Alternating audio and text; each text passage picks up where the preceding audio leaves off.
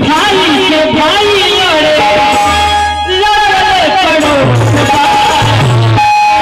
देखिए आपस में समझना होगा तो कोई जो ना समझ में होगी आप झगड़ा लगा के चला जाएगा, लेकिन भाई भाई में समझ होना चाहिए क्योंकि एकता में बहुत ताकत होता है।